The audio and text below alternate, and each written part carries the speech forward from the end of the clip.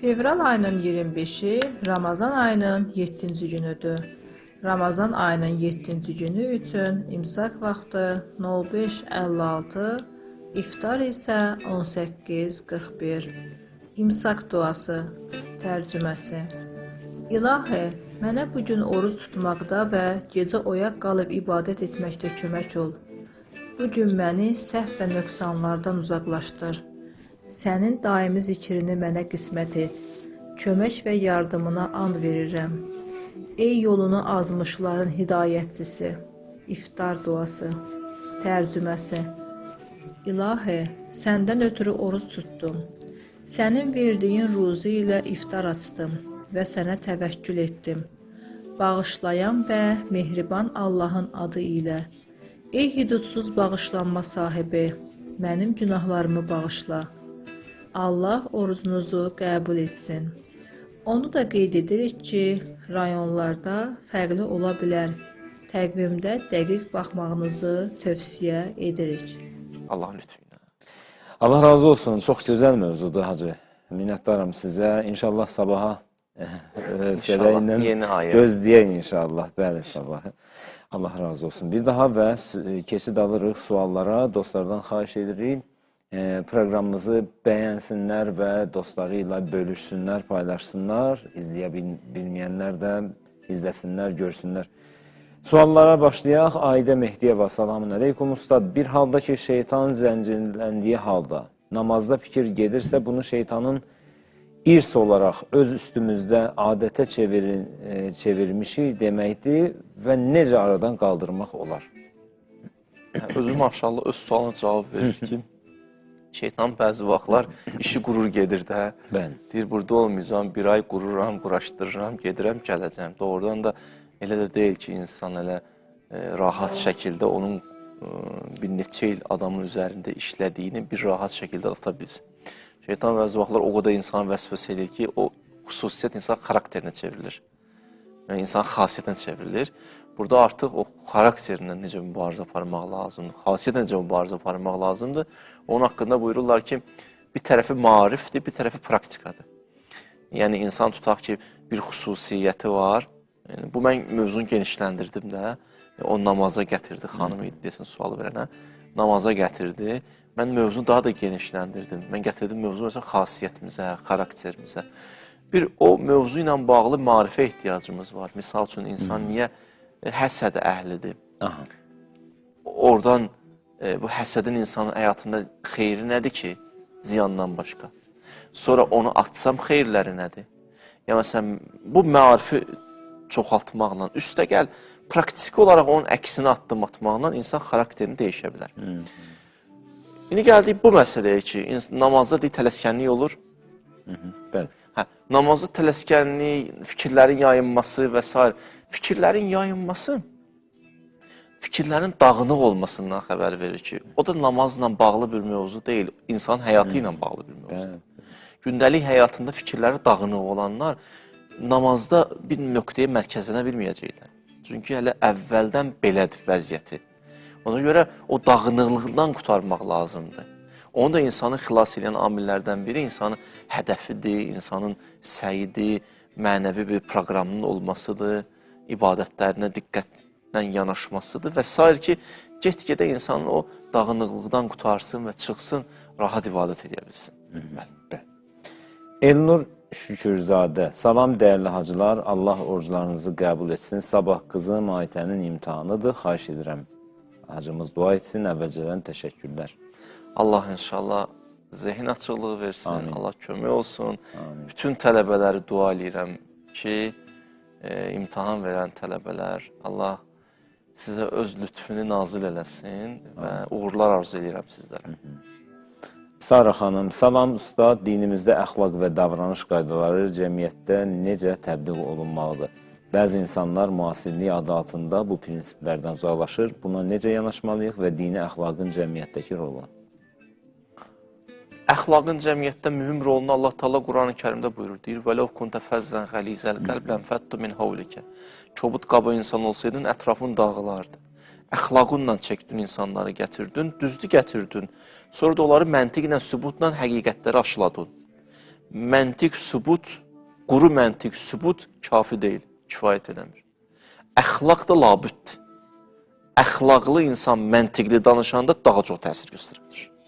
Bu bir məsələ. Allah Taala da Peyğəmbərimizdən tərif eləyəni deyir, İnnəkə lə'alə xuluqin azim. Gözəl əxlaqın sahibisən. Demir, əzəmətli elmin sahibisən. Bəli, əzəmətli də elmi də var, amma əxlaqını ön plana çəkdi. Elm olmayan yerdə elm neyniyər ki? Əxlaq olmayan yerdə nə qədər bilirsən bil. Ədəb, ərkan və əxlaq. Bu bir. İkinci, müasirlik mövzusu gəldiydə isə. Din müasirliklə qabağında dayanmayıb ki. Müasirliklə ziddiyyəti yoxdur ki. Müəyyən çərçivələr var, hədlər var, hüdudlar var. Onun içində, yəni, tutaq ki, bugün texnologiya inkişaf edib, empirik elmlərin tərəqqisi var. Din məgər deyir, burada səni inkişaf eləmə, burada öz sözlü söyləmə, burada öz fikri bildir, insanda inkişaf elə, hara qədər gedə bilirsən, get gedən, nə qədər məlumatlarla bilirsən, bil və cəmiyyətə nə qədər fayda verə bilirsən, ver. Hətta hədisdə var ki, maraqlı hədislərdən biridir, deyir, dünya üçün elə yaşa ki, elə bil həmişə yaşayacaqsan, axirət üçün elə yaşa ki, elə bil sabah geyirsən. Yəni, dünyada elə yaşa ki, elə iş gör, dünyaya elə fayda verir ki, elə bil həmişə qalacaqsan, ona görə fayda verməksin. Yəni, din bunun qabağını almayıb ki, deyir, yaradıcı ol, qurucu ol, əlindən nə gələni elə. Amma bəzi mövzularda müasirlik qoymuşuq. Yəni, o müasirliklə nə əlaqəsi var ki, başa düşürsünüz? Yəni, o müasirliyin hansı tərəfindədir ki, nəfsinin köləsi olmaq müasirlik deyil. Nəfsin, belə deyək də, əsarətində yaşamaq, həva-və istəyin, ürəyin belə istəyir, onun əsarətində yaşamaq, o nəfsin azadlığıdır, ruhun azadlığı deyil. Başa düşürsünüz? Ruhun sənin qəfəsdədir yenə də. Ona görə, bu da ikinci məsələ ki, amma necə tətbiq eləyək cəmiyyətimizdə? Maarifləndirici mövzuların təbliğatı, əxlaqlı insanların həyatda olan rolları və xüsusilə də öndə olan bir insanların, görürsən, bir dənə xırda, bir dənə addımı cəmiyyət içərisində neçə gün onun söhbəti gedir, onun təsiri və belə bir öndə görünən insanların addımları, bəzi vaxtlar bir dənə xırda addımı saatlarla söhbətdən daha mühümdür, daha dəqiqdir, daha çox təsirlidir. Bu da üçüncü məsələ idi ki, toxundum. Suala görə təşəkkür edirəm. Düşündüyüm qədər çox gözəl və aktual mövzu idi. Allah razı olsun. Nəbi ilə Rəsulun fərqi nədir, hacı? Soruşurlar. Nəbi ilə Rəsulun fərqi. Nəbi, nəbəə kəlməsindən, yoxsa nəbəvədən deyirlər, götürülüb. Bəzə deyir nəbəvədən, nəbəvə olsa ucalıqdır. Nəbəə olsa xəbər gətirməkdir. Rəsul, risalət, eyni köklü sözlərdir. Risalət gətirib, söz gətirib, fikir gətirib. Bir risaləti var, bir missiyası var. Bir fərqi hədisdir. Zürarə İmam Baqirdən nəql edir. İmam Baqir deyir ki, nəbi, mələyi, o ki, vəhiy tutaq ki, gətirən mələyi yuxuda görər və səsini orada yuxuda eşidər. Rəsul amma reallıqda aşkardır. Buyur. Amma bir dənə də fərq, bir təfsirlərdən birində qabağıma çıxıb, buyurur, bir dənə ayə gətirir, stat gətirir oradan, deyir, وَمَا كُنَّ مُعَزَّبِينَ hətta nəb'əsə rəsul. Deyir ki, biz bəla göndərmək istəyək bir cəmiyyətə, rəsul göndərərik ilk öncə.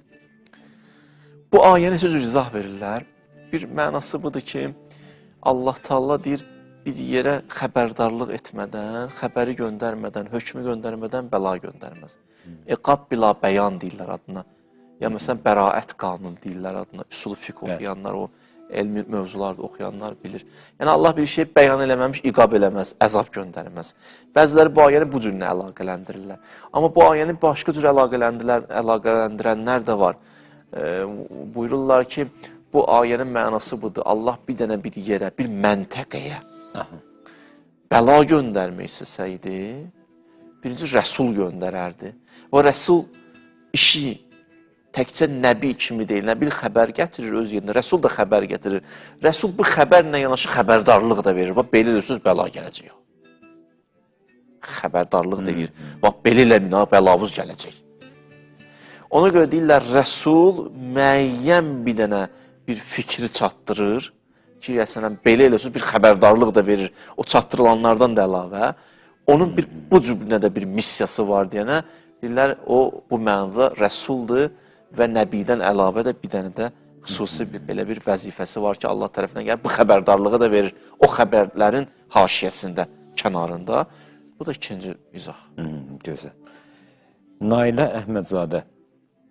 Salam hacılar, Allah sizi qorusun, Allah əməyinizin əcrini versin. Üz istəyirəm, 3 övladım var, ikisi qardaş və bacı bir-biri ilə dalaşırlar. 8 və 10 yaşları var. Onları necə edim ki, bir-birini sevsin? Qlobal bir problemdir. Hər kəsdə, hər ailədə düşünürəm var. Əslində sevirlər acı bir-birlərini. Buyur. Üz istəyirəm, çox. Buyur. Əslində sevirlər bir-birlərini. Sizə söz sahəyə daxil olub. Təcrübə sözün deyir. Bir gün bir-birindən ayrı qalmazlar. Yəni, amma bir yerdə olanda nədirsə elə göstərirlər ki, göyə bir-birlərini qırırlar. Buyurun, Hacı. Cavab birinci belə verim ki, bəzi vaxtlar bunların arasında olan bu savaş, bunun kökündə ata-ana özü dayanır. Ata-ana görürsən, birini daha çox nəvaziş eləyir, birini daha çox diqqət göstərir. O uşaqlar arasında bir kin, küdurət və qısqancılığı yaradır. Hətta mən deyirəm, zarafatını belə eləməyin. Biz o ana görürsən, zarafat edir, ata zarafat edir. Get-gedə olar bir-birinə düşmən edirsiniz. Bu birinci kökündə ata, ana dayanır. İkinci, bunların bir digərinə olan məhəbbətini artırmaq lazımdır. Onun yollarından biri də bəzi vaxtlar, belə deyək də, o uşağa, məsələn, ata tutaq ki, gətirib qızına hədiyyə alıb verəcək, oğluna versin, get bacı o vergidə. Bacısına versin, get bardaşı o vergidə. Metodlar. Bu da bir metod ola bilər, bu cürünə bir qayda. Bir də uşaqdılar da, indi tam da heç də vuruşmasınlar, dalaşmasınlar, biz də uşaq olmuşuq da. Yəni, o da olmalıdır, elə öyrənəcəklər, hərdən başa salacaq, bala bu deyil, belə eləməməlisən, amma 2 dənə məsələyə də toxundum da. Allah bütün balaları qorusun. Faiq Heydərov yazı, salamün əleykum, əziz qardaşlar, necə edək ki, şeytanın vəsvəsəsindən uzaq duraq. Vəsvəsələrindən. Necə edək ki, şeytanın vəsvəsələrindən uzaq duraq. Şeytanın vəsvəsələrindən uzaq durmaq üçün İnsan, belə deyək də, bir qayda Quran-ı Kərimdə zikirdir. Zikrin olsa, qafil olmasın, şeytan qəflət olan yerə gələr. Əgər zikir əhli olsun, belə ki, Allahı unutmasın, Allah yadında olsa, zehnində olsa, qəlbində olsa, o oradan da vəsvəsə eləyə bilməz.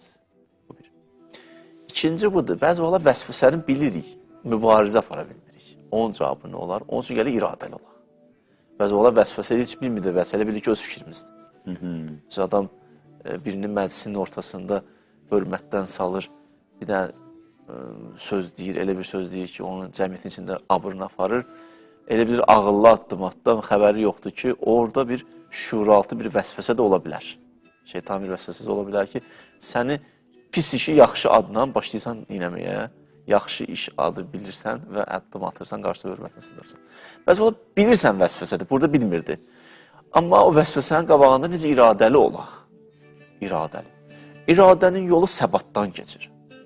İnsan gəlir, möhkəm olsun ruhən. Ruhən sabit qədəmlik lazımdır. Sabit qədəmliyin yolu da insanın yaxşı əməlləri icra eləməyindən keçir. İnsan davamlı şəkildə boynuna düşənləri icra eləyəndə get-gedə ruhu möhkəmlənməyə başlayır. Hətta bir dənəsində deyirəm sizə, ixlaslı əməl. İxlasımız nə qədər çox olsa, təsbitən min ənfusihim surələrin birində keçir.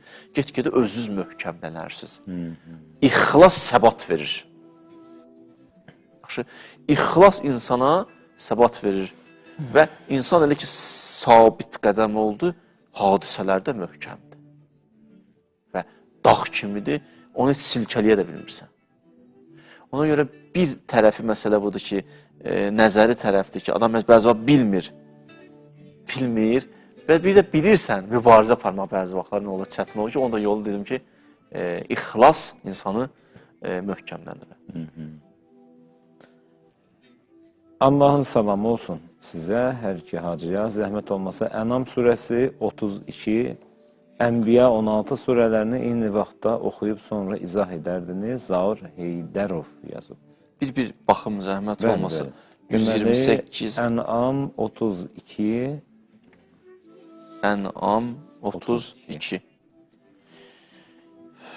Euzubillahimineşşeytanirracim. Bismillahirrahmanirrahim. وَمَا الْحَيَاةُ الدُّنْيَا إِلَّا لَعِبٌ وَلَهْوٌ وَلَلدَّارُ الْآخِرَةُ خَيْرٌ لِلَّذِينَ يَتَّقُونَ أَفَلَا تَعْقِلُونَ. Dünya həyatı la'ibun, la'ibdir. Deyir ki, o birisi ayədə ziddiyyət vardı bunun. Elə toxundu. Buradan da yazılar göndərdilər mənə. Baxaq. Ənbiya neçədir? Bir dənə ona da baxım. 16. Ənbiya surəsi bizə dəqiqə Ənbiyanın özünü tapım hələ. Aha, tapdım. 322.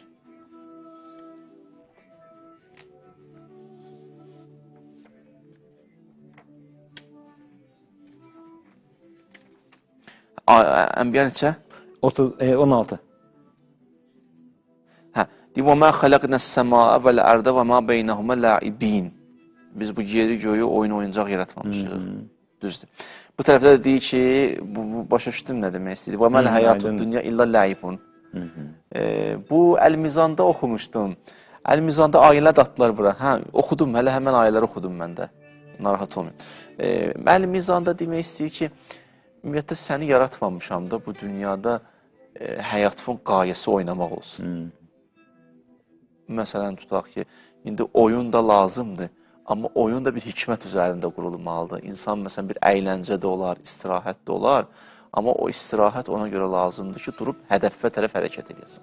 Amma həyatı elə oyuncaqdan ibarət olsun, elə həyatı o cürünə keçirdəsən, bildin, bu deyil. Bu deyil. Bir də təslimə baxaram, orada da yadımda gəlir ki, oxumuşdum. Orada maraqlı bir nöqtə toxunmuşlar. Mən təslimə baxaram, oradan çıxarış edirəm. Amma burada da bir dənə də bu ayəni izah verim. Və məl həyatud dünya illa ləibun və ləhvun. Dünya ləib deyil. Ləib liabdan götürülüb. Liab ağzın suyuna deyərlər. Liab ağzın suyuna deyirlər. İnsan susuz olsa, ağzın suyuna neynəməz? Sirab ola bilməz. Allah istəyirsin ki, dünya heç vaxt sənə sirab eləməyəcək. Dünyanın hamısını da sənə versələr, həmişə ətşan olacaqsan. Dünya ruhundan balacadır. Dünya ruhu adekvat deyil. Ona görə bir yerdə buyurur, əraditum bil həyatı dünya. Dünya həyatı ilə razılaşdınız. Necə ola bilər axı bu? Mümkün deyil. Deməli, bir başqa ayədə buyurur ki, mətaud dünya qəlilun. Dünya həyatı nədir? Çox azdır. Bu da bir məsələ. Və gəlib hikmətdən danışanda Allah Teala deyib, وَلَقَدْ آتَيْنَا لُقْمَانَ الْحِكْمَةِ Loqmana nə verdim? Hikmət verdim. فَمَنْ اُوْتِيَ الْحِكْمَةِ فَقَدْ اُوْتِيَ خَيْرًا كَسِيرًا. Kimə ki hikmət vermişəm, nə vermişəm? Çoxlu xeyir vermişəm. Deməli, hikmət çoxludur, kəsirdir. Dünya qəlildir. Bu iki.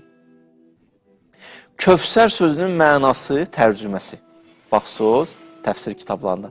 Kövsərə deyirlər, xeyri kəsir. Çoxlu xeyir. Yaxşı. Kövsər çoxlu xeyirdir. Təkasür çoxla öyünməkdir. İkisi bir-birinə ziddiyyət təşkil. Və ləqəd inna a'teynakəl kəvsər. Biz sənə kövsər verdik. Bunun Həzrət Zəhranın da əlaqəsi var öz yerində. Amma kövsərin bir mənası mərifətdir. Məarifdir, hikmətdir. Hikmət özü bir kövsərdir. Kövsər bulağından içməkdir. Yaxşı, bu da bir məsələ. Allah Teala neçə dənə bulaqdan ki, söhbət açıb, yığıram bulağımsın bir yerə. Düzdür, o sualın özü ki, bir dənəsi qaldı. Onu mən təslimdən inşallah çıxarış edib deyəcəm sizə. Bir neçə müddətdən qabaq oxuyurdum hətta bu ayəni, amma qəşəng də sual verdi. Daha biraz bu şah xoşuma gəldi. Sualda buradan elə nəticə çıxartdım, biraz qoy deyim. Bir neçə dənə bulaqdan söhbət açıb. Biri Kövsərdir. Biri Rəhiqəl məxdum deyib Allah Teala. Yusqaunə min rəhiqəl məxdum. Yusqavna min rahiqil məxdum. Quranda ayə var, deyir ki, onlara rahiqil məxdumdan içərlər. O da bir bulaqdır. Deyir, nədir o bulaq? Deyir, xitamuhu misk və fi zəlikə fəlyətənafəsil mütənafisun. Deyir, o bulaq üçün yarışını nəfəs çəkin. Adam görsən bir şey görməkdə təngi nəfəs olur, qaçır onu. Deyir, əgər belə təngi nəfəs olmaq istəyirsə, belə məsələlər üçün çalışın. Əhl-i Beyt marifi ilə tanış olun, hikmətlə tanış olun, bu şeylər üçün çalışın. Yaxşı. Ondan sonra deyir ki, o bulaq ki var ha, adı Rəhiqəl Məxdumdur, o bulaq dəyərlidir, amma o bulağı dəyərli edən başqa bir bulaqdır. Mizacuhu min təsnim. Təsnim bulağı var. Deyir, o bulaqdan bir neçə dənə damla sanki gəlib düşüb ora, bir neçə stəkan gəlib düşüb ora, elə bir o qatqı var deyənə, bunu da neyiniyib? Daha qiymətləndirib. Deyir, bəs o bulaqdan kim içəcək? Təslimləndir. Eynən yəşrəbu biha əl-müqərrəbun. Deyir, o bulaqdan müqərrəblər içir. Müqərrəblər kimdir? Çatacam, onu izah verəcəm sizə ki, Əhl-i Beytlə əlaqəsi var. Deməli, müqərrəblərin içdiyi bulaq. O bulaq hansı bulaqdır? O mərifət çeşməsidir, o hikmət çeşməsidir. Xoş olsun o insanların halına ki, o hikmətlə tanış olublar, o mariflə tanış olublar və o mariflə sirab olanlar sirab oldular. Dünya səni heç vaxt sirab eləməyəcək. Əhl-i Beyti al bu dünyadan, həmişə ətşansan. Bu dünyaya gəlib Əhl-i Beytlə tanış olmasan, bu dünyadan ətşan gedərsən. Ona görə dünyanın Allah Taala bu cürə tərif verir bu ayədə. Və məl həyatud dünya illa ləib. Dünya ləibdir, sanki ağzın suyuna bənzəyər. Adam heç vaxt onunla sirab ola bilməz. Amma hikmət, marif olar. İnsanı sirab eləyər. Sonra deyir, ləhvun, ləhvdir. Yəni, dünyanın bir hissəsi var ki, bunun hədiddə də keçib.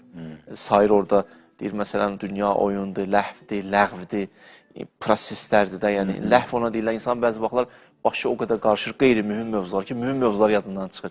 Dünyanın bir xüsusiyyəti də budur. Ondan sonra deyir, ləddarul axirə xeyrun lillədinə yəttəqun. Axirət evi təqvalar üçün daha xeyirlidir. Əfəla təqulun, biraz ağlıdır, işə salsınız, başa düşəcəksiniz. Yenə də o tərəfində tam izahını inşallah verər. İnşallah. Da biraz başqa yerlərdə getdi çıxır. Bəli, çox gözəl oldu. Pərvin Əzzova xanım yazır.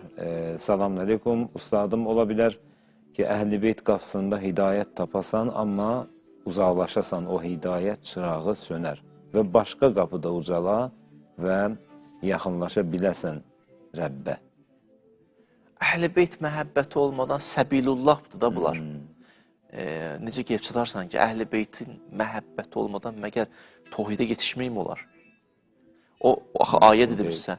Mən şəən yəttəxizə ilə Rəbbihi səbila. Səbilullahdır bunlar. O yoldular bunlar. Onlarla qeyb çıxa bilərsən. Əvvəldə elə başladım ki, deyir bir insan ola bilərmi ki, Əhl-i Beyti sevsin, sonra əlindən çıxsın? Bunu dedim, belə başladım. Mən də elə başa düşdüm. Bəli, mümkündür bir insan bir dönəm bu haqq yolda olsun, haqq yoldan çıxsın.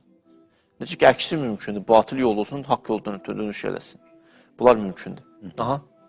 İlahə İsmailova yazır, salam. Yoldaşından rəsmi olaraq ayrılmış, yoldaşından rəsmi olaraq ayrılmışıq, yoldaşımdan yazmaq istəyib, amma dini nigahımız pozulmayıb. Dini olaraq necə ayrılmalıyıq? Rəsmi nigah pozulubsa talaq verilir də, talağı da oxuya bilən insanlar olur və o oxuyan insanda 2 dənə şahid olur. Oxunan insan da müəyyən, o xanım çünki oxunur, müəyyən fiqdə qaydaları var ki, o qaydaları da indi bəzi mövzular var ki, daha o danışmağa da olmur. Xülasə, o qaydalara uyğun olaraq o talaq verilir. Bəli. Xəyyam İbadov, hacı, hər vaxtınız xeyir olsun, necəsiz? Aleyküm salam, yaxşıyam, siz yaxşı olasın inşallah. Allah sizi qorusun, hacı. Sübh namazını qılıb yatma barəsində məlumat verərsiniz də. Nə məlumat verim? Yəni yatmayın, yatmayın. Yaxşıdır ki, deyirlər, sübh namazından gün çıxana qədər oyaq qalasınız, ruzilərin gəldiyi andır, saatlardır, dəqiqələrdir.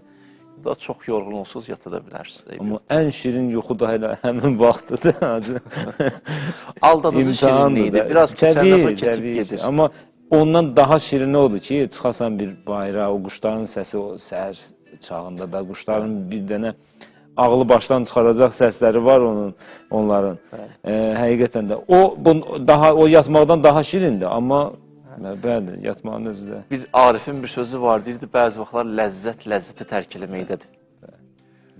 Bəzi vaxt o yalançı şirinliyi atanda həqiqi şirinliyi duyursan. Biraz adamın gələk ağzının dadı değişsin də o. Bəli. Doğru. Zəhra Həsən yazır, Allahın salamı olsun sizə. Mən bilmək istəyirəm, Əhl-i Beyt dedikdə kimlər nəzərdə tutulur? O təzə qoşulub da, yoxdur. Əhl-i Beyt deyəndə məxsus soruşursunuzsa Peyğəmbər, əleyhissalam, Həzrəti Zəhra, İmam Həsən, İmam Hüseyn. Biz hansı, neçənci günün verir şeydə, acı ətraflı danışdığınızda Əhl-i Beyt kimdir? Konkret olaraq da. Yutahhirakum tətir ayəsini deyirsiniz də. Üçüncü gün idi deyəsən də. Deyəsən üçüncü, bəli. Bax, həmin o verilişi tapıb izləsə, tam ətraflı, geniş izah vermişsiniz. Rəhimə xanım, salamun aleykum, hacı, İslam elmini öyrənirəm deyə əvvəl etdiyim ibadətlərə vaxtım olmur. Bu vəziyyət Allahdan uzaqlaşmış sayılır. İbadət məhdud deyil. İbadət insanın ilahə vəzifələrini, öhdəliklərini icra eləməsidir. Bəzi vaxt ibadət yuxudur da, yatmağın özü də bir ibadətdir. Yatırsan ki, durub o ilahı hədəfin üçün addım atasan. Yemək də ibadətdir. Yeyirsən ki, gücün olsun, qüdrətin olsun, nəsə bir ilahi yolda qədəm qoyasan. İbadəti məhdud eləməyək. وَمَا خَلَقْتُ الْاِنْسَ وَالْجِنَّ إِلَّا لِيَعْبُدُونِ Mən insanları yaratmışam, bütün ömürləri ibadət olsun. Yəni, yalnız namazdan, orucdan söhbət getmir. İbadət geniş bir anlamdır. Yəni, hər o əməl ki, səni Allaha yaxınlaşdırır. O namaz da ola bilər, sədəqə də ola bilər, iş də ola bilər. Hər halda. Bəzi vaxtlar ibadət, adam məxsus bir zikri ibadət bilir, öhdəliyi ya qoyur kənara, o zikir sənin üçün ibadət sayılmır artıq. O öhdəliyi icra eləməyəsən. Tutaq ki, sən mühüm bir evdə bir öhdəliyin var, onu qoymusan, oturmuşsan, misal, uşaq orada yemək yeməlidir, misal üçün, sən oturursan, tutaq ki, ay, ana, başlayırsan Quran oxumağa, uşaq da orada ac qalsın, hələ o yeməyi də qoymaq ibadətdir, onun qabağına hazırlanmaq ibadətdir də. Yəni, biz ibadətləri eləməməliyik, ibadətləri gələk o təyin eləsin, biz yox. Hələ əbddə odur ki, deyir, ilahi, sən təyin elə, təyinat səndədir. Nə istsən, onu eləyib. Gözəl. Sonra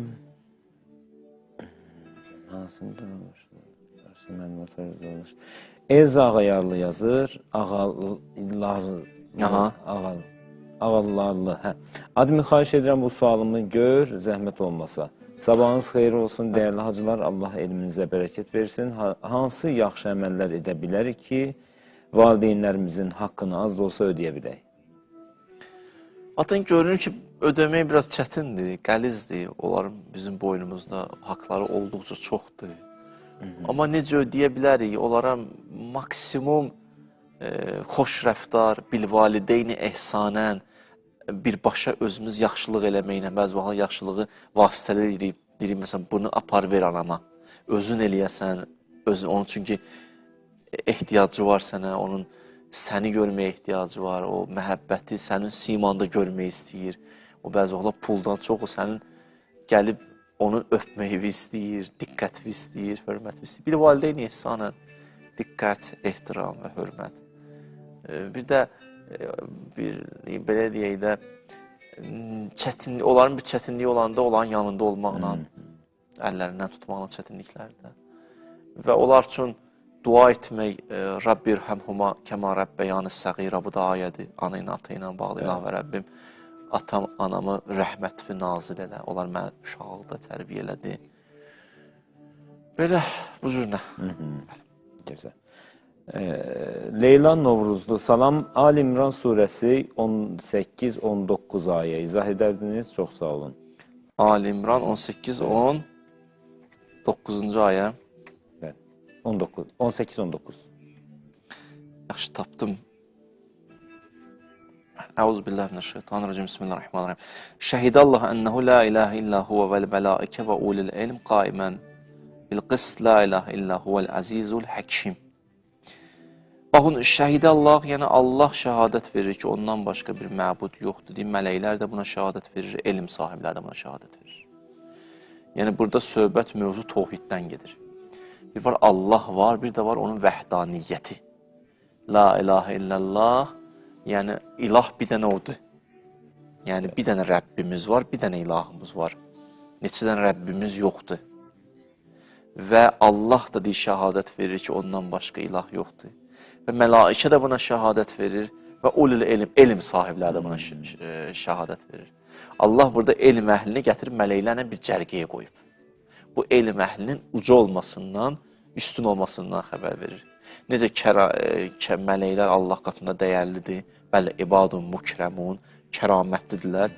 Alimləri də gətirib qoyub mələklərlə eyni cərgəyə. Yəni, onlar da mənə üçün kəramətlidir sanki. Mələklərlə bir süfrədə əyləşiblər.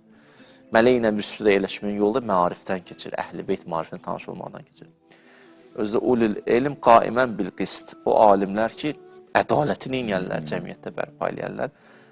La ilahə illahu əl-əzizul həkim və deyir, Allah deyir, əzizdir, yəni qüdrətlidir, məğlub edilməzdir və hikmətlidir. Bəzi adamlar var, qüdrəti var, amma qüdrəti hikmətinə dayanmır. Təkəbbürünə dayanar. Təkəbbürlük eləyər və təkəbbürlük eləyib hikmətli addım atmaz. Öz istəyini icra eləyər, nəfsi istəklərini. Allah həm əzizdir, həm həkimdir. Həm qüdrətlidir, həm hikmətlidir.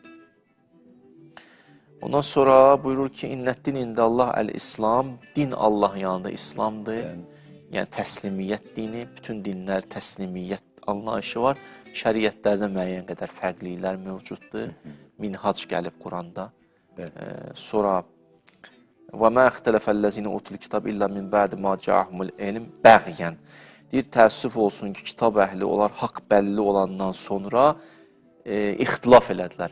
Bir var, ixtilaf haqq bəyan olmayana qədər elmi bir diskusiya eləyirik, polemika normaldır, qəşəngdir, hər şey qaydasındadır. Amma haqq bəyan olandan sonra yenə də qırğın salmaq, mən deyəndir, o deyir, yox, mən deyəndir. Bu artıq bəyan elən bir hal deyil. Bunun da kökündə bəğyən. Bəğyəni zülmə, yəni həddi aşmaq. Yəni, bəzi vaxtlar insan o neynəmək istəmir. Öz o həddlər ki var, onun üçün qoyulub, onu ilə razılaşa bilmir. Qəbullana bilmir. Hələ onun üstündən atlanmaq istəyir. Və bu da səbəb olur ki, o zülm, bu ruhiyyə səbəb olur ki, neynirsən? Elə hey mübahisə edir. Hey mübahisə edir ki, ortada bir dənə fayda da olmur. Və mən yəkfur bi ayatillah, kim Allahın ayələrinə qarşı küfr eləsə, fə innəllaha səriyul hesab, Allah tez hesab kitab eləyən deyə həddi üz aşmıyor. Bu qədər. Çox gözəl. Aha. Salam əleykum Hacı əmilər, necəsiniz?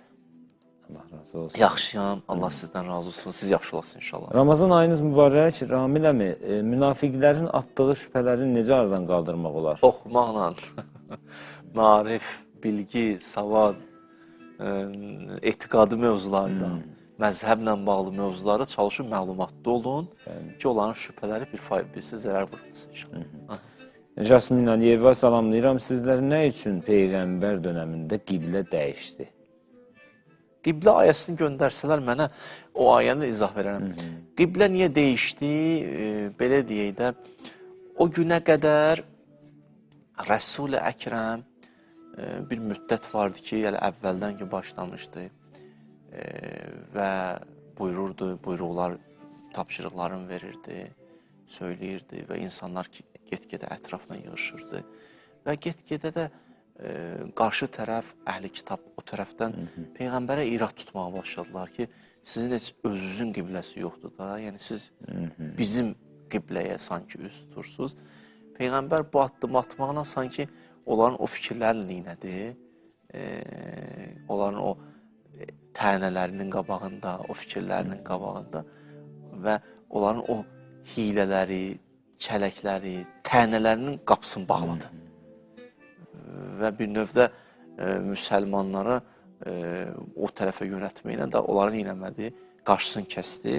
Ayə də göndərdilər, Əuzubillahimineşşeytanirracim, Peyğəmbərə buyurur, Qəd nərə təqəllübə vəcikə fis-səmai, Allah deyir, biz Peyğəmbər sənin görürük, başını qaldırıb ey səmaya baxırsan. Peyğəmbər də baxırmış ki, qibləni gözləyirmiş deyirsin. Fələnuvəlliyyənnəki qiblətən tərdaha. Biz səni üzü çevirəcəyik o qibləyə ki, sən ondan razısan.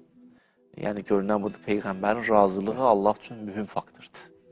Yəni, sənin razılığın üçün bu işi görərəm. Çünki insan ki, getdi, bir yetişdi, bir fəna məqamına çatdı da, orada onun özünün şəxsi razılığı olmur. Onun o istəyilə Allahın istəyidir. Başqa mənada cavabı da budur. Elə fikri zikri zaten onun istəyidir. Fəvəlli və çəkə şətrəl məscid-i həram da yüzü çevirir ki, o məscid-i hərama tərəfdir, davamı da var da. Və ondan sonra da o digər möminlərə də deyir ki, üzü çevirin o qibləyə tərəf. Nailə xanım, salam dəyərli insanlar, sabahınız xeyir. Allah tutduğunuz orucları qəbul eləsin. Mənim 14 yaşım var, namaz qılmaq istəyirəm, ancaq başlamağa qorxuram. Neynəməliyəm? Başlamağa qorxuram. Qorxulu bir şey yoxdur ki, yəni, belə deyək də, başlayın, qədəm qoyun. Bu ibadətlər bəzi vaxtlar adam elə bilir ki, sən çox məhrum olacaqsan, məhdud olacaqsan. Yox, elə deyil. Dinin olmazından çox onları var. Bəli. Allah Teala Quran-ı Kərimdə buyurur ki, Adəm Peyğəmbərə deyir, orada olan nələr var, hamısından qidalan, illa istisna bir dənə o ağaca yaxınlaşım. Əks demir ki, heç nə olmaz, bir dənə ona yaxınlaşa bilərsən. Deyir, hər şeyi get, bunlar sənə halaldır, amma bir dənə o sənə haramdır.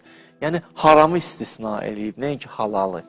Görünən budur, olar çoxdur, olmaz azdır. O olmaz da sənin ruhu ziyanı var deyənə deyiblər, olmaz.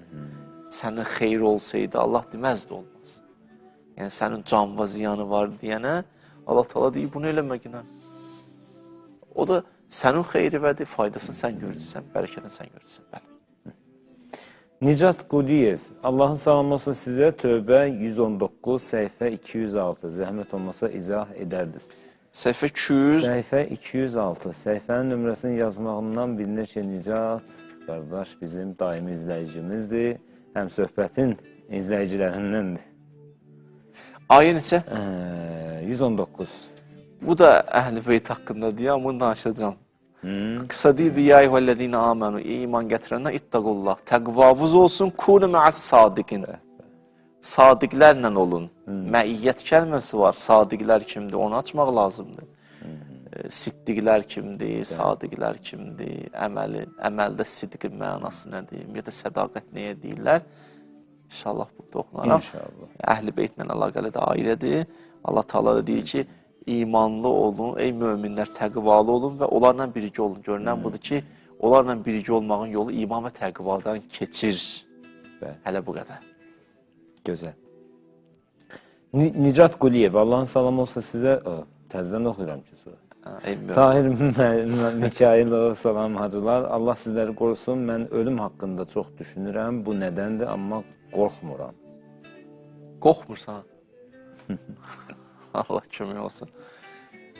Belə deyək də, o ya onun fərqində deyil. Yəni, ölümün arxası ki var, hesab, kitab, ya onlar haqqında məlumatsızdır. Yaxşı olar ki, insan bir dönəm o hadisələri oxusun. Qəbirdən sonra ki, həyat necə başlayır, və qiyamətdə nələr olacaq, mizan nədir, hesab kitabı nədir, sorğu-suallar nədir, neçə dənə mövzu haqqında sorğu-suallar olacaq. Hətta xırdalıqlara qədər hesab kitabı olacaq. Bu mövzular haqqında insan oxuyanda və oranın vəziyyətini anlayanda müəyyən qədər canlı insanı bir qorxu da düşür. Bu qorxu da xeyirli bir qorxudur ki, sənin pisliklərdən qabaqmalar, qarşısınalar. Ölümü olan səthi baxış var deyənə o qədər narahatdır. Deməli, yenə də Pərvin Əzizova xanım yazır, salam, Peyğəmbər Əhl-i Beytə sevgi və hörmət istəyəndə biz ümmətə şuuraltı nə çatdırmaq istəyirdi? Duamdasınız, ustad təşəkkür öncədir. Bizə onu çatdırmaq istəyirdi ki, mərcə olardı, elmin məktəbi olardı, risalətdən sonra Rəbbə gedən o xəttin davamı olardı, yol olardı, məktəb olardı, olarsız gedib yetişə bilməyəcəksiniz, onlardan uzaq fitrələrə düşəcəksiniz və s. Berzah, salam olsun sizə dəyərli hacılar. İsmətin tam mahiyyətini necə anlaya bilərəm? İsmətin necə mələkə halına gətirə bilərəm? Bu barədə zəhmət olmasa müvafiq izah verə bilərsinizmi? Allah sizdən razı olsun. Atilla İsmət mələkə halı kimi də deyirlər əxlaq ustadlar. İsmət tərifi dinlədi. Bunu da mən elə İsməti necə mələkə halına gətirə bilərəm bu barədə zəhmət olmasa? İsməti necə mələkə halına gətirə bilərəm? Hə, özü üçün demək istəyirsə, İsmətin yaranması keçən bir toxundum, ixlasdan, İsmətin yolu ixlasdan deyirlər keçir. Çünki ayə də gətirdiydi Yusuf haqqında danışanda deyir Allah Taala Yusuf ixlaslı idi və biz ona o məqamı vermişik. Yəni İsmətin yolu ixlasdan keçir. Niyyət nə qədər xalis olsa, insan çalışsa, diqqətli olsa, xalis niyyətlə addım atsa, bu xalislik insana çatdırır çox böyük məqamlara ki, bir dönəmdən sonra insan daha müəyyən həqiqətləri görməyə başlayır. İndi öz tutumu qədər, həmişə də olmasa müəyyən qədəri, o daha ondan sonra gələn mərhələdir. Və Allah nəsib edir onu. Abu Muhammed, salam aleykum, intizar və səbr arasındakı fərq nədir? İntizarın içində elə səbir də var. Belə deyək də. Ola bilər, amma bir adam bir mövzuda səbr eləyir, amma intizar hələ o anlamda olan intizar ki var, imam zamanı gözləmək. Bilməm, bu sualı o istiqamətdə verib. Əgər imam zamanın intizarından söhbət gedirsə, onun içində səbir də zaten var. Və səbir də dedim, yatmaq deyil, səbiriniz fəaliyyətdir. Bəli. İntizar özü də hal deyil, əməldir. Əfsəlül əmal buyurur, intizarul fərəc. Ən fəzilətli əməl deyir, hal demir. O intizarda olmaqdır. Deməli, bir sırf duyğu deyil. Duyğu da var, amma bir nəsə çalışmaq da var, səy də var. Və o səyi icra edəndə gələ insan bir səbirli də olsun, çünki sənin maniyələrin çoxalacaq, problemlərin çoxalacaq. Səbir bu mənada, intizar da bu mənada. Yəni, o da bunun içində də daxildir. Gözəl. Salam qızım, yaş yarımdır, Quran hafizəsi olmağını istəyirəm, indidən edəcəyim Quran hafizəsi olmaq istəyirəm. Yəni istəyir ki, qızı Quranı əzbərləsində hafiz olsun. Neçə yaşı var? Yaş yarım deyəcək. Yəqin bundan sonrası üçün də. Başa düşdüm. Onun biraz gələn yaşı bir yerə yetişsin, çatsın inşallah. Ondan sonra Quranla tanış olsun, ünsiyyət qursun. Amma evlərimizi çalışın, gün ərzində müəyyən qədər Quran sədaları olsun, Quran səsləri eşidilsin. Hətta bugün mən bir dənə hədis deyim sizə. Hədis budur ki, deyir, Quranla bağlı İmam Əli Rəsəlam Məhəmməd Ənəfiyyəyə deyir, balam deyir, gəl sənə içən tövsiyə verirəm. Deyir, buyur. Deyir, əleykə bi qiraətil Quran. Birinci tövsiyəm budur, Quranı qiraət elə. Yaxşı. Quran oxu ilə. İkinci sənə tövsiyəm budur ki, vəl əməlu bima fihi. Orada olanlara əməl elə. Üçüncü sənə tövsiyəm budur ki, buyurur, gecə vaxtı Quran oxu. Gecə vaxtı Quran oxu. Yəni, Quranı həm belə oxumaq tövsiyə olunub, həm gecə vaxtı xüsusilə tövsiyə olunub. Mən istəyirəm bunu deyim ki, evlərimizdə Quran sədası gəlsin. O övladınız da eşitməyi, o bir yarım saat, 40 dəqiqə, o şuuraltıda sana təsiri var. Gələcəkdə də eşidəcəyi, öyrənmək istəyində olanın təsiri olacaq inşallah. Bəli, inşallah. Ceyhuna Nəsirova yazır, Əssalamu aleykum, gözəl insanlar, hər səhər imsakı sizin mənəvi sözlərinizlə açmaq o qədər zövq vericidir. Təşəkkür edirəm sizlərə, var olasınız. Mənim 3 qızım var, hər gün imsak edirik sizə baxaraq. Maşallah. Sağ olun, Allah sizi qorusun. Allah bağlarınızı. Allah sizi müvəffəq eləsin inşallah. Hacı, sonuncu sualı da oxuyum, bitirək məncə vaxtımız. Demək, Kamil yazır, Allahın salamı olsun sizə, əziz qardaşlarım. Mənə bir şübhəli sual barədə cavab deyərdiniz. Allah Teala niyə Quranda yaratdıqlarını and içir?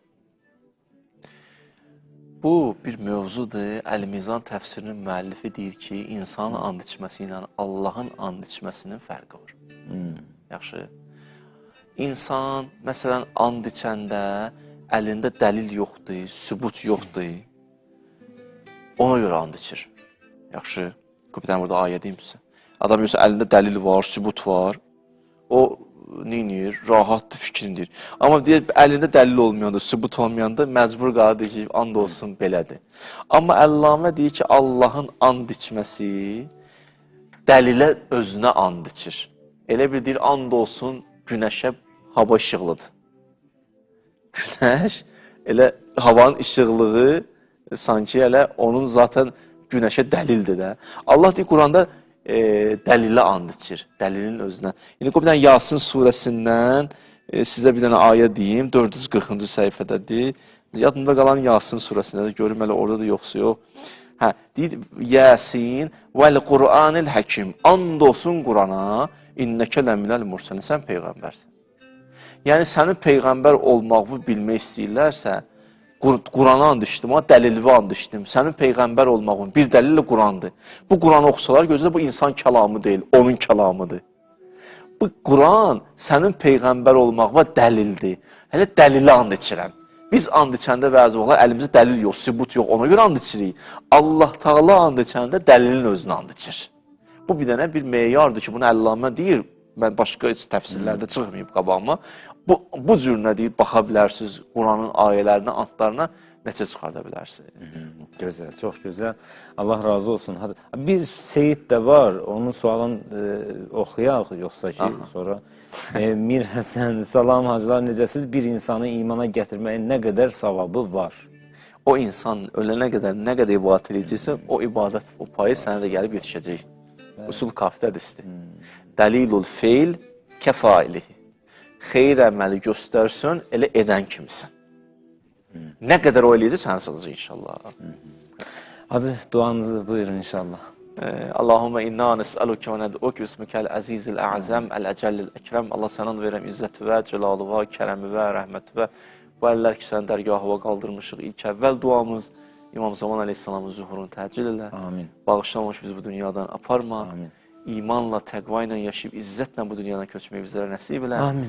İlahi və Rəbb, tutduğumuz orucları bizlərdən qəbul elə. Amin. Qədir gecələrini yaşamağı bizlərə nəsib elə. Qədir gecələrində oyaq qalmağı bizlərə nəsib elə. İlahi, bu Ramazan ayının gecə ibadətlərindən bizləri məhrum eləmə.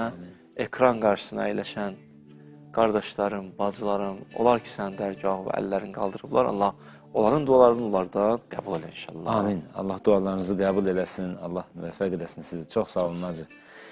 İnşallah sabah yenə də canlı yayımda olacaq. Allah hər birinizi qorusun, ibadətləriniz qəbul olsun. Əzizlər, sağ olun.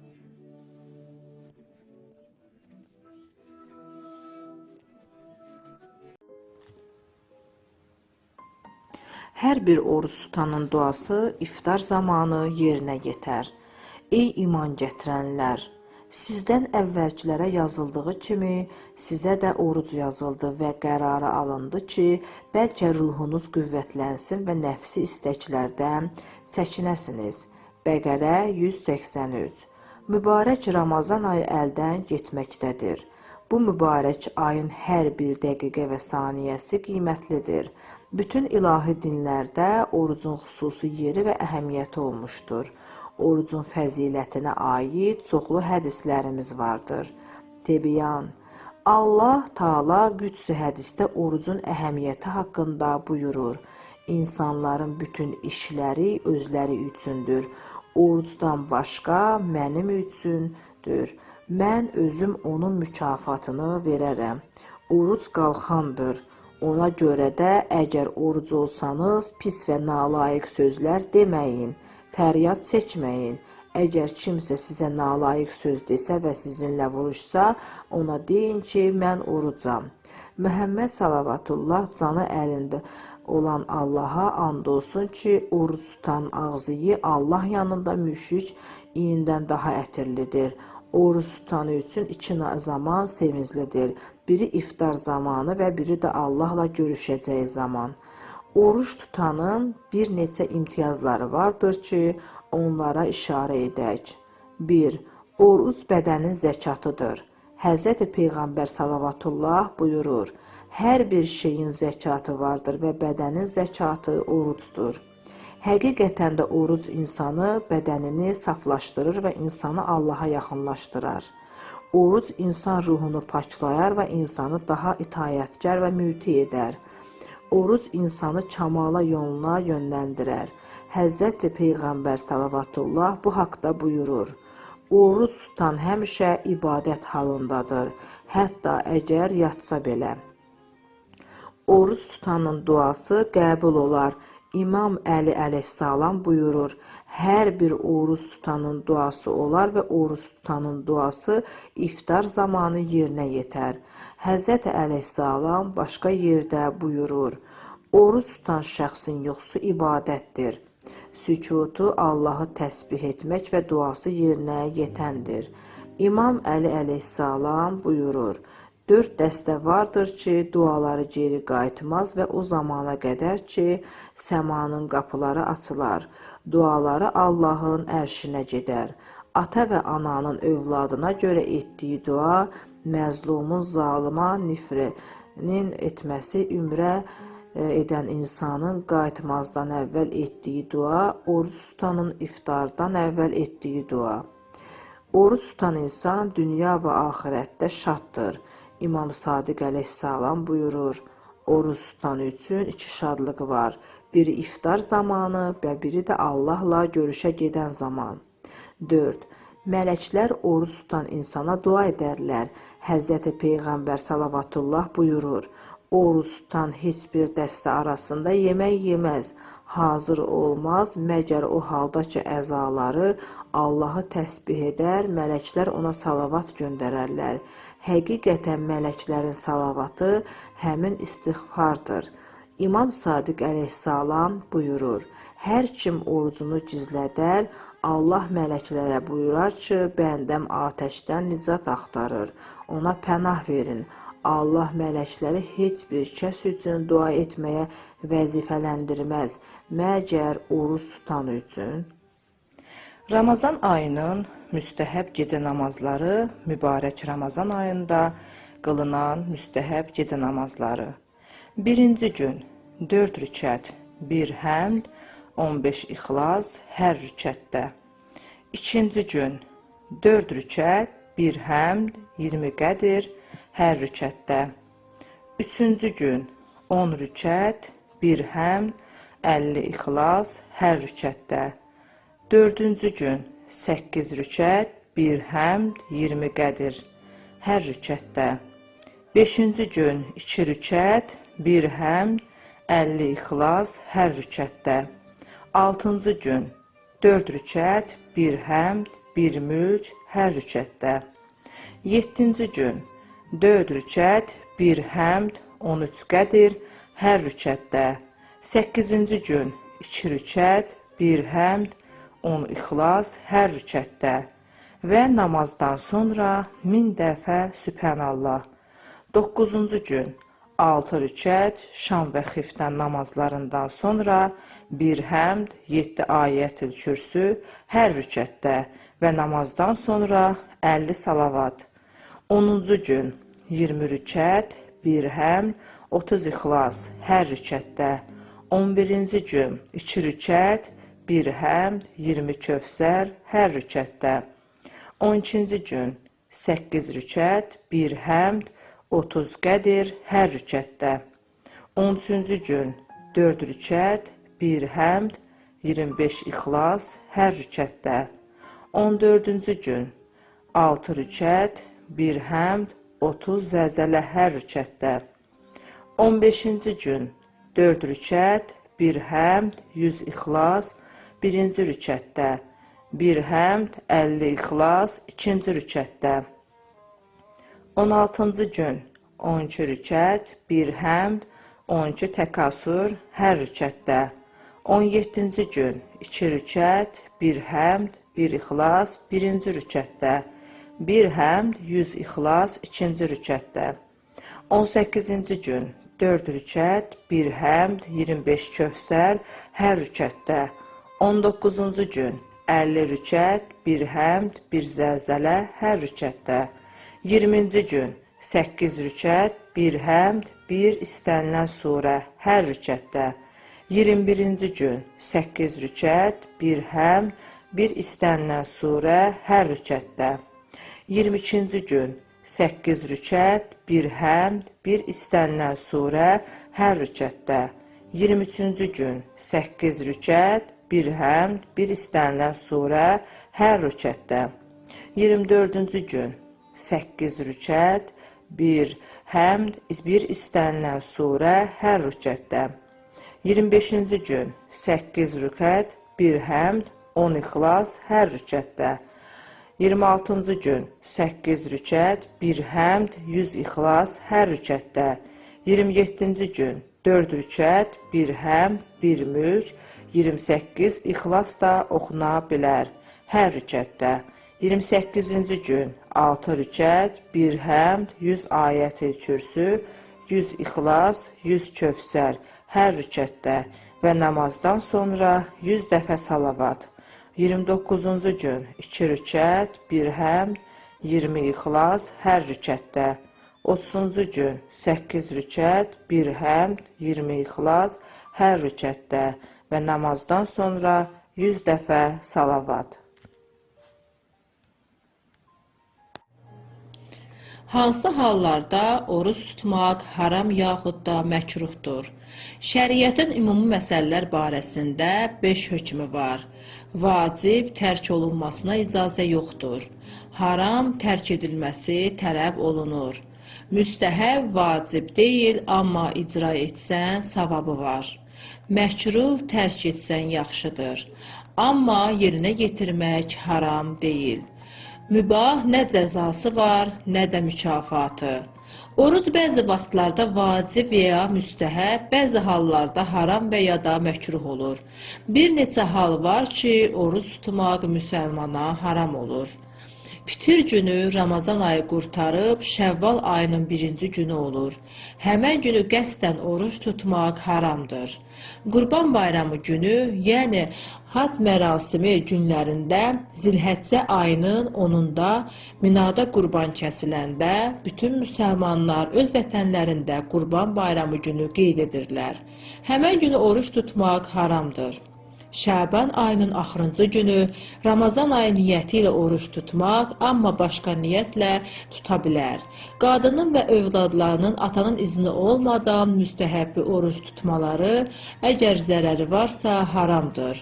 Amma vacib oruc və ya başqa vacib məsələlərdə atanın əlin icazəsi lazım deyil.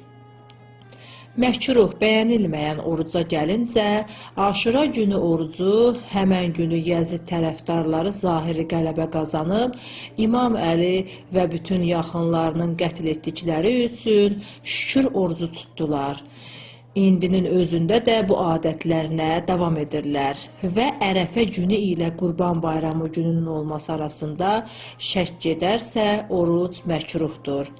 Ümumiyyətlə, İslamda əsas olan işin özü deyil, əsas olan işin Allah Taala'nın istədiyinə uyğun yerinə yetirilməsidir.